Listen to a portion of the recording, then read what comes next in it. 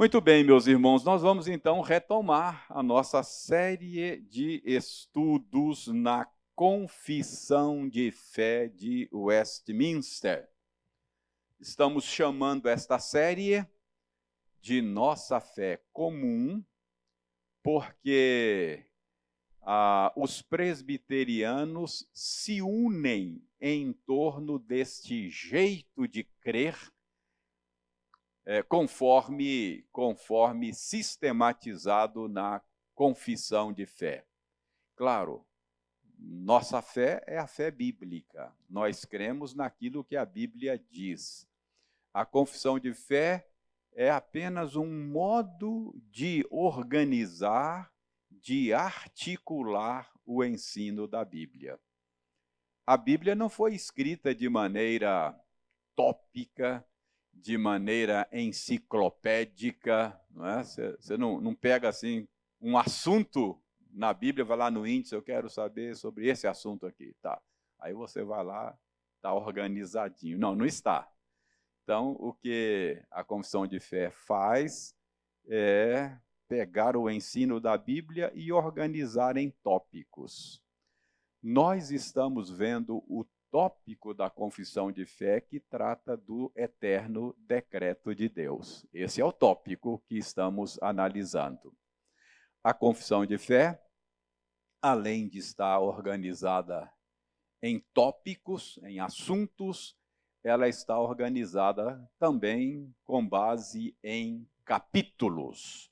Nós estamos no capítulo 3º da confissão de fé, e é o capítulo que trata desse tópico, do eterno decreto de Deus.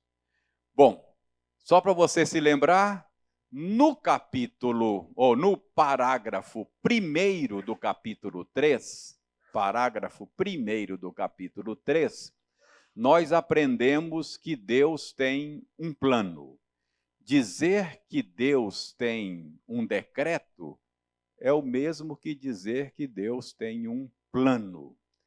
Então, tudo o que acontece no mundo foi previamente planejado por Deus.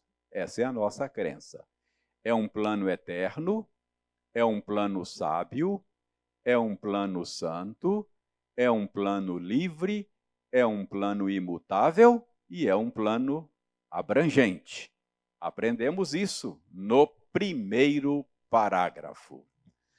Nós vimos também que a doutrina do eterno decreto de Deus nos deixa com dificuldades racionais, porque nem sempre é fácil articular racionalmente esta doutrina. Por exemplo, se Deus planejou tudo, se Deus tem um plano abrangente, como é que pode Deus é bom, amoroso, e ele incluiu o mal, o pecado no seu plano? Difícil elaborar isso, não é? Como é que pode ser uma coisa dessa? Nós, então, vimos diferentes maneiras de elaborar isso racionalmente, mas vimos que nenhuma destas maneiras, umas são melhores do que as outras são descartáveis, não devemos aceitar, mas vimos que nenhuma delas esgota o mistério. Ainda continua pontas soltas. Nós vimos que nós vamos ficar com pontas soltas, não tem jeito. Por quê? Primeiro, porque é uma distância enorme entre o Criador e a criação. Nós somos criaturas. Deus é de outra dimensão, ele é criador.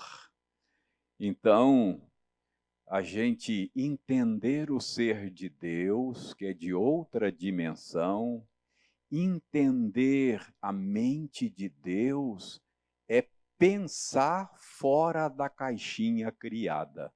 E nós não conseguimos pensar fora da caixinha criada, porque nós somos criaturas. A gente não consegue sequer, por exemplo, imaginar, articular o conceito de eternidade. Não é verdade? A gente só consegue entender a existência temporal, porque nós somos seres temporais. Até para verbalizar eternidade, a gente não consegue escapar do conceito de tempo. Quando a gente vai falar o que é eternidade, a gente fala assim, é um tempo sem fim. Não, não é tempo, eternidade não é tempo. Não, é um tempo sem fim. A gente não consegue pensar fora da caixinha temporal. Então, essa é a primeira dificuldade de articular isso. A segunda dificuldade é tudo que nós sabemos sobre Deus, sobre a mente dele, sobre as ações dele, nós sabemos porque ele contou para nós. Nós sabemos por revelação dele. E nós já aprendemos que a revelação dele não é exaustiva. Ele não revelou tudo. As coisas reveladas pertencem a nós, os nossos filhos. As não reveladas pertencem ao Senhor. Então, existem coisas não reveladas. E a gente vai ficar com ponta solta por isso também, não é? Deus não contou, então a gente não sabe. E a terceira razão é porque somos seres finitos. Tudo em nós é finito. A nossa racionalidade, mesmo que seja um bom equipamento dado por Deus, tem limites. Não é verdade? Então, a nossa racionalidade é finita, nós somos seres finitos. Isso também nos deixa com perguntas sem respostas a respeito de Deus. Então, por essas três razões, no mínimo, esse assunto do eterno decreto de Deus vai sempre nos deixar com mistérios diante de nós. Pois não, Hilton?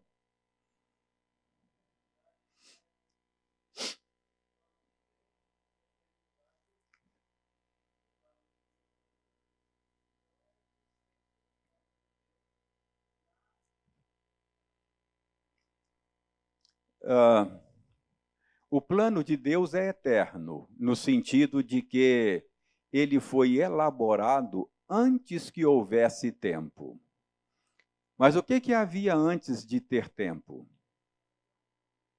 Hã?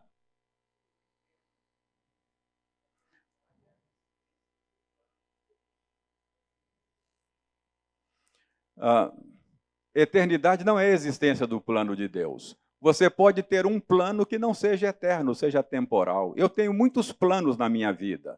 Eternidade não é igual a plano. Eternidade é diferente de plano. Você pode ter um plano que seja eterno, mas você não explicou a eternidade. Eu continuo sem saber o que é eternidade.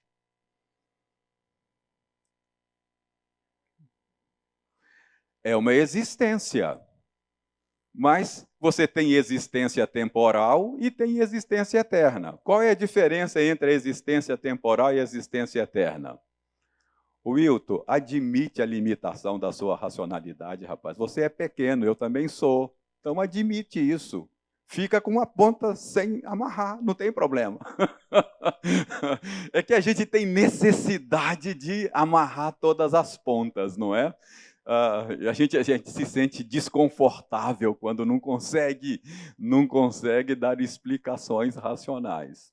Mas é assim mesmo. Ok, então vamos lá. Vamos então para o segundo parágrafo. Agora é material novo. Segundo parágrafo. Ainda que Deus sabe tudo quanto pode ou há de acontecer em todas as circunstâncias imagináveis, ele não decreta coisa alguma por havê-la previsto como futura ou como coisa que havia de acontecer em tais e tais condições. Então, neste parágrafo, os nossos irmãos lá que escreveram a confissão de fé estão articulando, com base na Bíblia, a relação que existe entre a presciência de Deus e o seu decreto. Então vamos ver como é que os nossos irmãos do passado articularam esta relação entre presciência de Deus e o seu decreto eterno. Vejam bem esse grifo aí, ó. Deus sabe tudo quanto pode ou há de acontecer em todas as circunstâncias imagináveis. Então, os nossos irmãos que escreveram a Confissão de Fé estão dizendo a nós, com base na Bíblia, que Deus tem conhecimento exaustivo, pleno, total das coisas futuras. As coisas que vão acontecer no futuro e também das coisas que poderiam acontecer em dada circunstância, em determinadas circunstâncias. Entendeu? Então, não apenas tudo que vai acontecer, mas inclusive as coisas que aconteceriam em todas as circunstâncias imagináveis. Então, Deus tem esse conhecimento infinito, exaustivo de todas as coisas. Passadas, presentes e futuras. Coisas certas que acontecerão no futuro, coisas que não acontecerão no futuro, mas que em determinadas circunstâncias poderia acontecer. Deus tem esse conhecimento. Então, deixe-me mostrar isso na Bíblia para você. Primeiro é livro, não é carta. Primeiro livro de Samuel, e não é primeira a Samuel, porque não foi escrita endereçado a Samuel. Às vezes a gente confunde isso, né? Não é primeira a João, é primeira de João. Foi João, João é o autor e não o destinatário. Então, primeiro livro de Samuel, capítulo 23. Se você encontrar, aí rapidinho, leia para nós, 11 e 12. Primeiro livro de Samuel, capítulo 23.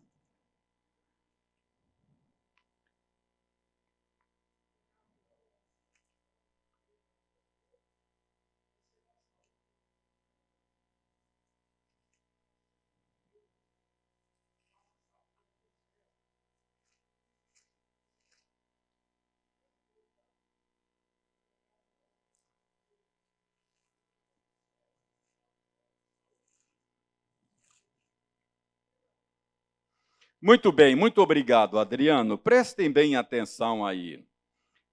Essa passagem que o Adriano leu, esses dois versículos, 11 e 12, fazem parte de uma narrativa. Vejam bem, Davi socorreu os habitantes da cidade de Keila, uma cidade de Judá, que estavam sendo atacados pelos filisteus. Então, Davi foi lá e livrou a cidade de Keila das mãos dos filisteus. É claro, você vai ver aí no início do capítulo que, para fazer isso, Davi consultou ao Senhor. E o Senhor disse a Davi que ele poderia enfrentar os filisteus, porque ele seria bem-sucedido nessa empreitada. O exército de Davi, os homens de Davi, ficam a princípio assim com medo. Davi consulta o Senhor mais uma vez, o Senhor dá sinal verde, e Davi vai e livra Keila das mãos dos filisteus. Acontece que Saul estava no encalço de Davi e soube que Davi estava lá na cidade de Keila. E Saul percebeu que seria uma boa oportunidade para capturar Davi, para matar Davi.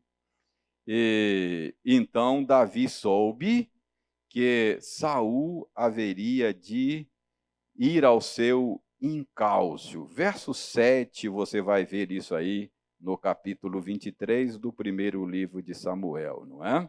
Foi anunciado a Saul que Davi tinha ido a Keila. Disse Saul: Deus o entregou nas minhas mãos. Está encerrado, pois entrou numa cidade de portas e ferrolhos. É a minha chance de pegar Davi. Bom, Davi ficou sabendo e Davi consultou ao Senhor. Verso 11 que o Adriano leu. Entregar-me-ão os homens de Keila nas mãos dele? Pergunta que Davi faz ao Senhor é: Senhor, Saul vem para me pegar. Eu serei protegido pelos habitantes de Keila, a quem eu ajudei, ou eu serei traído e entregue por eles nas mãos de Saul? Então essa é a pergunta. Descerá Saul como o teu servo ouviu? Outra pergunta.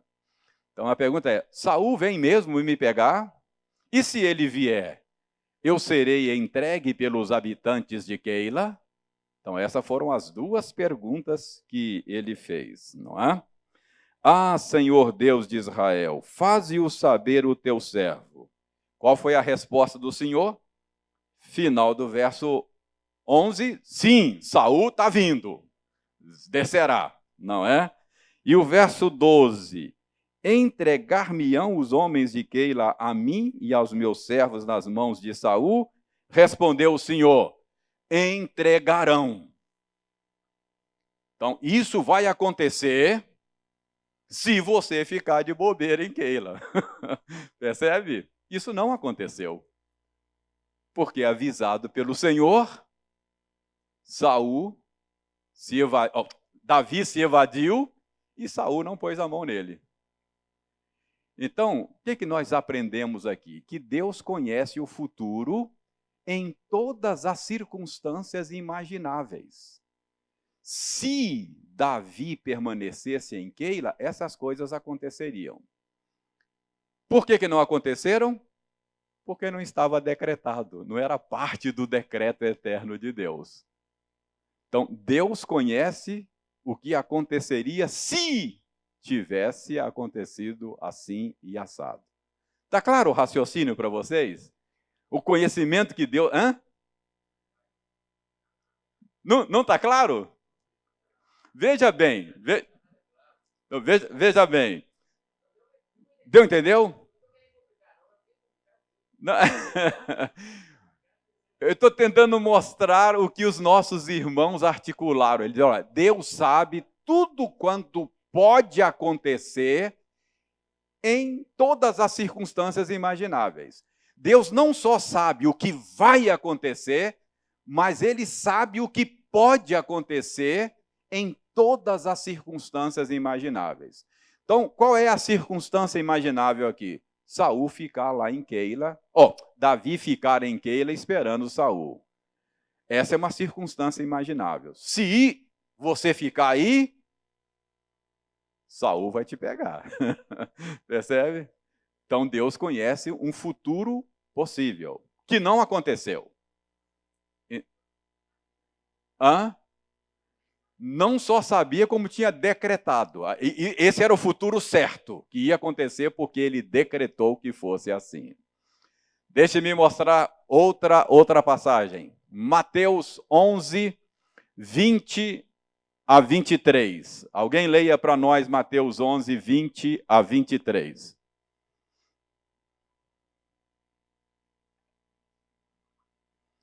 O que nós estamos elaborando aqui? o ensino bíblico sobre a presciência de Deus. Deus conhece o futuro e conhece de maneira exaustiva. Até possibilidades ele conhece. Entendeu?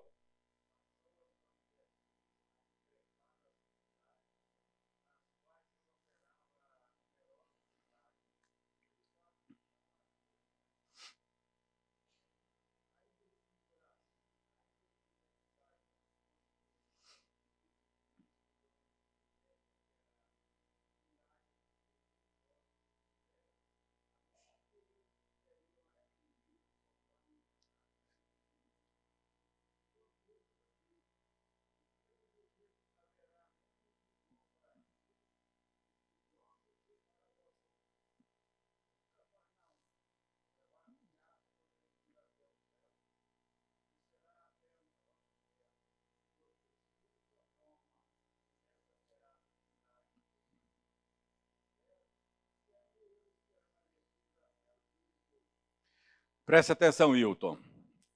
Jesus operou milagres nessas cidades aí. Betsaida, Corazim, são duas cidades onde Jesus operou milagres. Eles viram a manifestação do poder de Deus e não se arrependeram. Jesus está falando assim, ai de ti, Betsaida, ai de ti, Corazim. Porque se lá em Tiro e Sidom tivesse operado esses milagres, se a cidade de Tiro e a cidade de Sidom tivesse visto o que vocês viram, eles teriam se arrependido. Portanto, no dia de juízo, vocês vão ser tratados com maior rigor do que aquelas duas cidades. Ai de ti, Cafarnaum, se em Sodoma tivesse operado os milagres que operaram em Cafarnaum, Sodoma não teria sido destruída. Possibilidades que teriam acontecido, sim, mas Deus não decretou que aqueles milagres fossem operados lá, mas fossem operados cá. Percebe? Deus sabe o que pode acontecer em todas as circunstâncias imagináveis. Conhecimento de Deus do passado, do presente, do futuro, é um conhecimento exaustivo, infinito. Mateus 26, 51 a 54.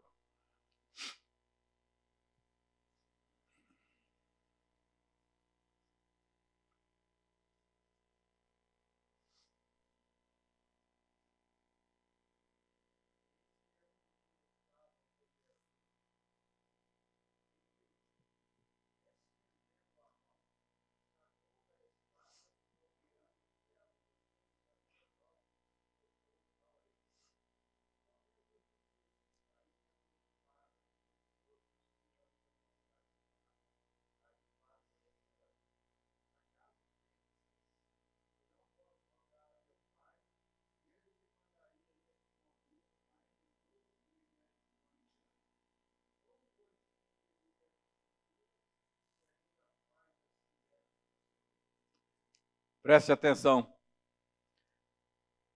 Monte das Oliveiras, Jesus está sendo preso. Entregue aos seus algozes. E um dos discípulos de Jesus quer defendê-lo.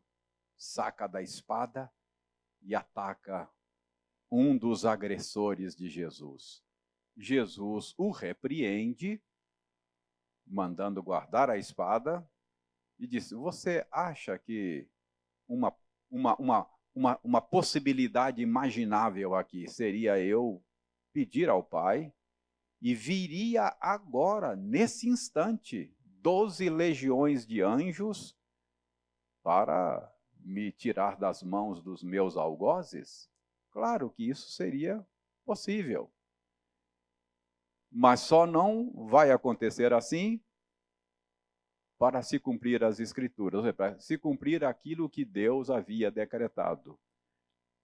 A morte de Jesus já estava decretada já era parte do plano eterno de Deus. Tinha que ser assim.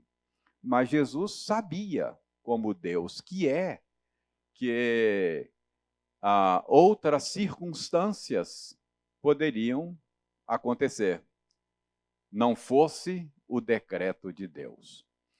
Então preste bem atenção, nós estamos querendo entender aqui o modo como o decreto de Deus se relaciona com a sua presciência.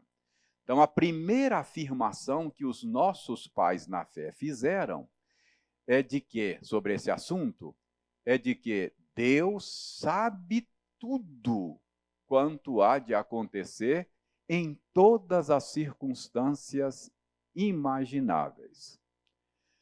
Todavia, Deus não decreta coisa alguma por havê-la previsto como futura ou como coisa que havia de acontecer em tais e tais condições.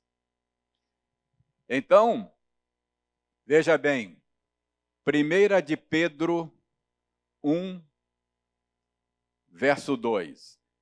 O que os nossos irmãos estão fazendo aí é refutando uma maneira errada de entender o decreto de Deus. É que alguns acham que Deus decreta com base na sua presciência. Ou seja, Deus sabe quem vai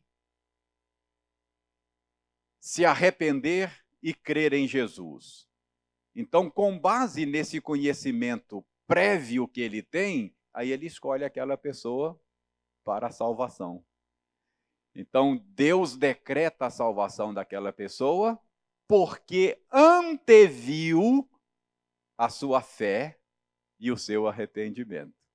Então, é uma maneira de tentar elaborar o decreto eterno de Deus com relação à salvação dos eleitos com base na presciência. Então, o que os nossos irmãos estão dizendo? Deus sabe, sim, tudo o que vai acontecer, inclusive em situações que não foram decretadas, mas ele não decreta coisa alguma com base no seu conhecimento prévio. É claro que tem algumas passagens bíblicas que parece estar ensinando isso. 1 de Pedro, capítulo 1, verso 2, parece que está ensinando isso. Alguém leia?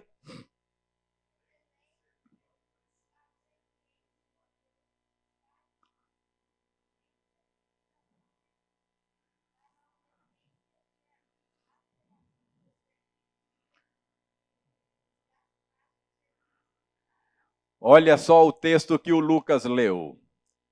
O escritor aí, Pedro, se refere aos seus leitores como pessoas que foram eleitas por Deus. Mas ele diz, foram eleitas segundo a presciência de Deus. Então, algumas pessoas com base em passagens assim, dizem, está vendo? Ó, Deus escolheu com base no seu conhecimento prévio de que aquela pessoa iria se arrepender e crer em Jesus.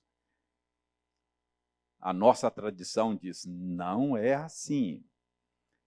Esse texto parece estar dizendo isso, mas não está dizendo isso. Deus não decreta nada com base em conhecimento antecipado das coisas. Nós vamos explicar isso mais claramente, mas, olha, se Deus decreta com base no seu conhecimento prévio, significa então que tem alguém além de Deus dando as cartas no mundo, que Deus é apenas um observador do que vai acontecer. Percebe? Mas vamos ver, tem outras passagens. Oi.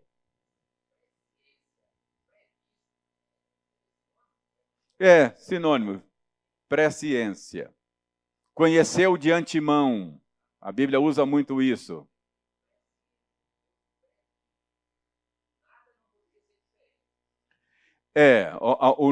O nosso argumento aqui, nós vamos chegar lá, é que Deus prevê o que vai acontecer porque ele decretou. Ele não decreta porque prevê. Percebe? Ele não decretou nada com base no seu conhecimento prévio.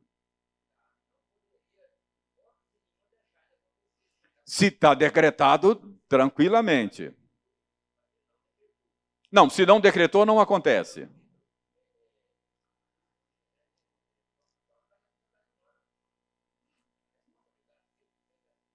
O quê?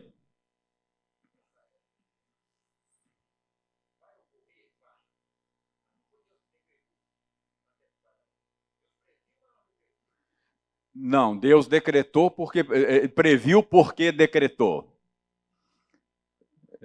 Ele previu porque decretou. Aí parece que está falando que Deus decretou porque previu. Parece, mas eu vou lhe dar a explicação já. Romanos 8, 29. Outro texto que parece dizer que Deus decretou porque previu. Romanos 8, 29.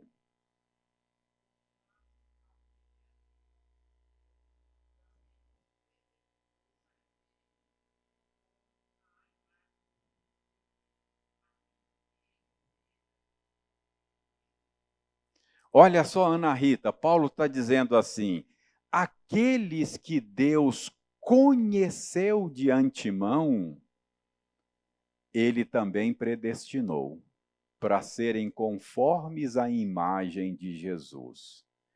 Então, por que é que Deus me predestinou? Ele me predestinou porque ele me conheceu de antemão. Qual é a interpretação que algumas pessoas dão desta passagem?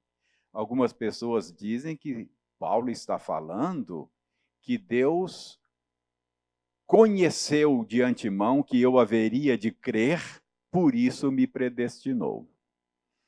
Mas não é isso que Paulo está dizendo, ok? Eu vou dizer o que Paulo está dizendo e vou tentar provar isso para vocês. Romanos 11, 2.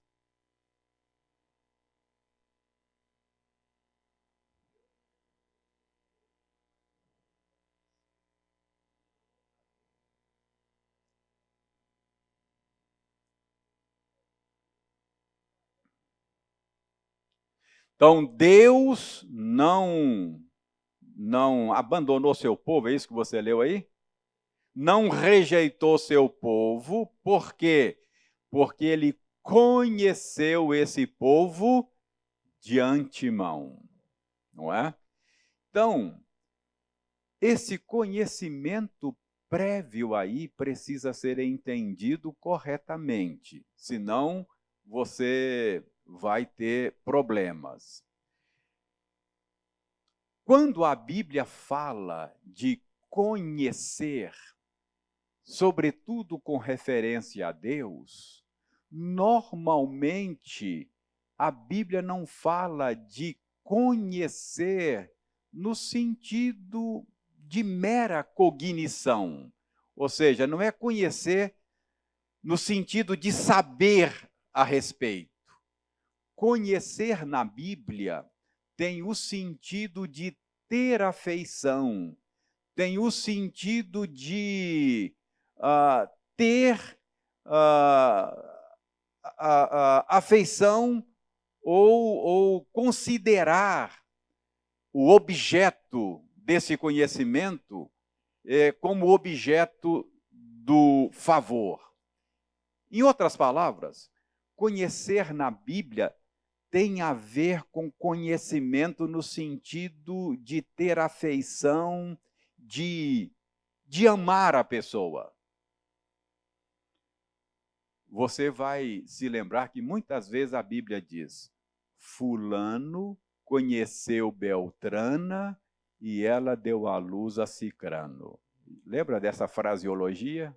Conhecer. Então a Bíblia usa o verbo conhecer para falar da relação do homem com a mulher. Conheceu. Mateus diz que quando José tomou Maria por sua esposa, ela estava grávida. E ele não a conheceu até que Jesus nascesse.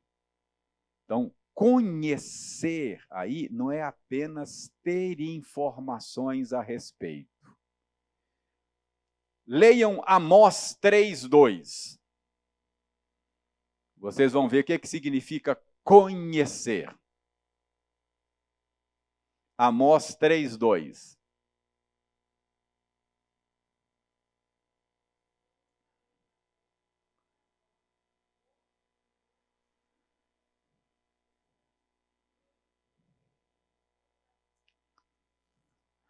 Ô Késia, você tem uma outra versão da Bíblia. Como é que está na sua versão? Lá a Noêmia leu assim: de todas as famílias da terra, eu só escolhi vocês. Deus falando para Israel. Como é que está na sua Bíblia? Ah! A Bíblia da Késia está falando, lá está falando escolhi. Aqui está falando conheci. Qual Bíblia que está certa? A da Késia ou a da Noêmia? As duas estão certas. Aqui os tradutores optaram por uma tradução literal. No hebraico é eu conheço. De todas as famílias da terra, eu só conheci você, Israel. Será que significa que Deus não conhecia as outras nações, não sabia da existência delas? Não, não é isso. Ele conhecia. É conhecer no sentido de ter afeição. Aí os tradutores da Bíblia da Noêmia resolveram traduzir de uma maneira interpretativa, dando o sentido que o verbo conhecer tem aí, para ajudar o leitor na interpretação. Percebe? Mas literalmente está dizendo, de todas as famílias da terra, Israel, eu só conheci você. Quer dizer que Deus não conhecia as outras nações? Não sabia da existência delas? Não, não é isso. Conhecer é ter afeição. Então Deus escolheu você porque Ele conheceu você de antemão. Ele amou você. Ele teve afeição por você, sem que você merecesse. Não é que Ele anteviu que você ia crer. Percebe? Por exemplo, Mateus 7:23. Mateus 7:23.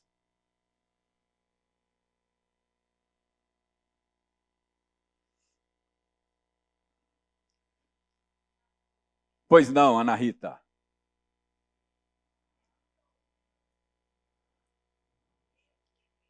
Decreta. Uhum.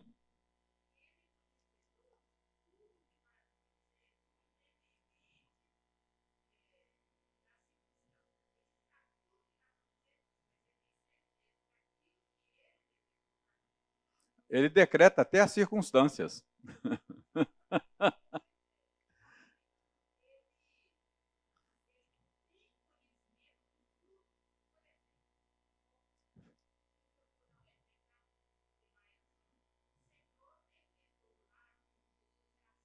Sim.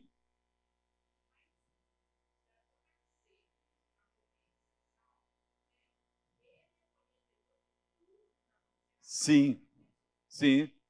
Salmista, no Salmo 139, diz que todos os nossos dias foram escritos quando nenhum deles havia ainda. Escritos e determinados.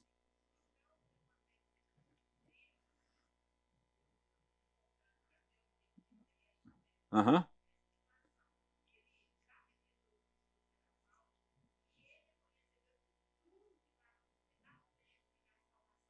Sim.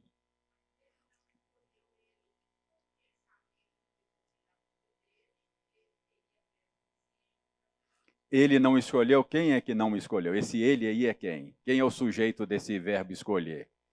Ele não escolheu, você falou. Ele quem? Não escolheu. Ah, não, sim, não foi. Ok, é isso mesmo. Não foi em função da. Obrigado, Jetro. Muito obrigado. É isso mesmo. Desculpe, Ana Rita. É isso mesmo, é. É. Nós vamos chegar lá. Por que que Deus decreta o que decreta? Ele faz todas as coisas conforme o beneplácito da sua vontade. Por que é que Deus me escolheu? É porque eu sou mais bonito do que os outros? Não. Porque eu sou mais obediente do que os outros? Não. É porque. Não. O motivo está nele. Porque ele me conheceu de antemão, ele me amou, ele teve afeição por mim. Mas por que ele teve afeição por mim? Porque assim foi da sua vontade. Eu não consigo retroceder mais do que isso. Deus quis assim. E isso me deixa fascinado. Meu Deus, tinha tudo para me condenar e me amou. Que coisa maravilhosa. Percebe? Isso enche meu coração de gratidão. Se eu tivesse 10.000 vidas e vivesse para Ele, ainda ficaria devendo. Maravilhosa graça. Isso é lindo. Percebe? Eu não tenho todas as respostas, mas isso enche o meu coração. Isso enche o meu coração.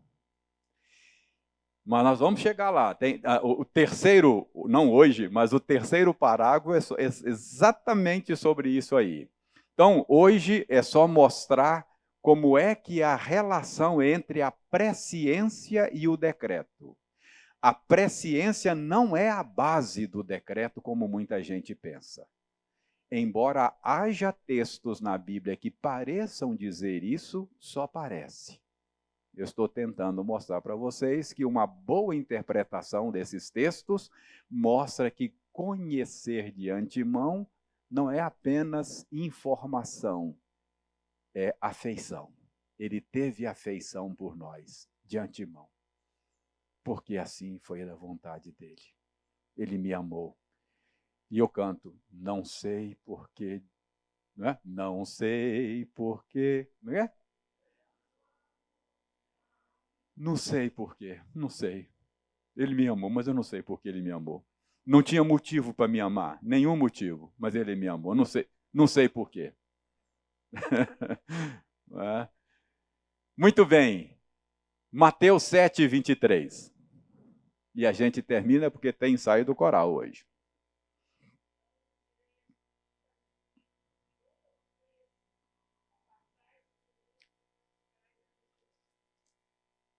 Aí está dizendo que Jesus vai dizer no dia do juízo para falsos mestres o seguinte: eu nunca conheci vocês. Mas será que Jesus não sabia da existência deles? Não conheceu nesse sentido de não saber deles? Claro que tanto sabia que sabe que é falso, né? Que é enganador, não é? Jesus conhecia sim e sabia que era falso. Quando ele diz eu nunca vos conheci, é naquele sentido. Eu nunca tive afeição por vocês. Eu não tenho afeição por vocês. Percebe? Eu nunca vos conheci, eu não os amei de antemão como eu amei os meus eleitos. Tá claro? Que conhecer aí, esse conhecimento prévio, não significa apenas saber a respeito de, mas significa ter afeição. Ok? Então, você vai encontrar muita gente que tem essa concepção do decreto. Não, Deus decreta porque ele sabe de antemão o que vai acontecer. Então, ele decreta com base no seu conhecimento prévio. Errado, a Bíblia não ensina isso. Ok? A presciência de Deus se baseia no seu decreto, e não o contrário. Deus conhece o que acontecerá no futuro por ter Ele mesmo decretado. Caso contrário, teríamos um Deus não confiável e indigno de ser adorado, pois seria mero espectador privilegiado dos acontecimentos. Ele simplesmente saberia o que vai acontecer no futuro, de antemão. Então, tem um certo privilégio de saber com antecedência, mas ele mesmo não faz essas coisas acontecerem. Então, esse Deus não é um Deus digno de... Então, veja bem, 700 anos antes, o Miqueias disse: E tu, Belém Efrata, pequena demais para figurar dentre as milhares de Judá, de ti me sairá aquele que há de reinar em Israel. Então, 700 anos antes, o Miqueias disse que o Messias nasceria em Belém. Passaram-se 7 séculos, ele nasceu lá.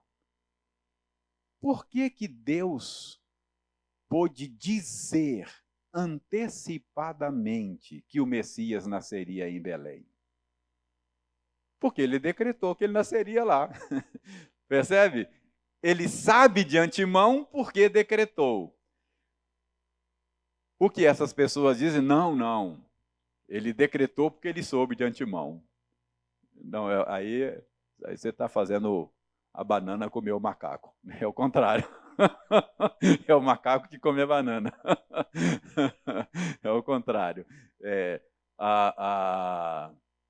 Ele sabe de antemão porque ele decretou.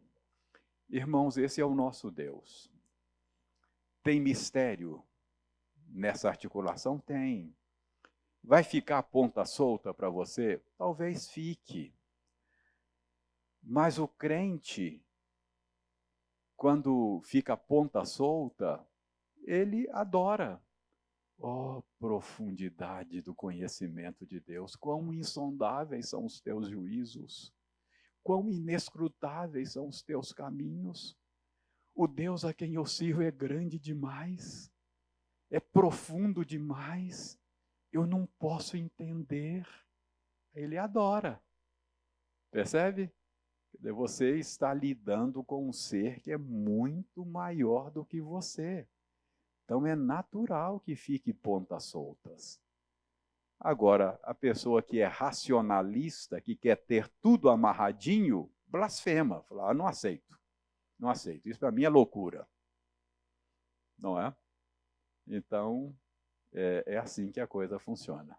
O crente adora, o racionalista blasfema. Então, mais uma vez eu digo, a gente precisa aprender a conviver com o mistério. Não é? Tem ponta solta, deixa solta. Não é? Talvez esteja solta porque você precisa estudar mais, entender mais, elaborar mais, continue estudando, orando, talvez um dia você consiga amarrar. Mas não vai conseguir amarrar tudo, tá bom? É assim mesmo, é natural. Eu estou dizendo que isso é natural. Você não está lidando com um ser igual a você. Pensavas que eu era teu igual? É natural. Ao tentar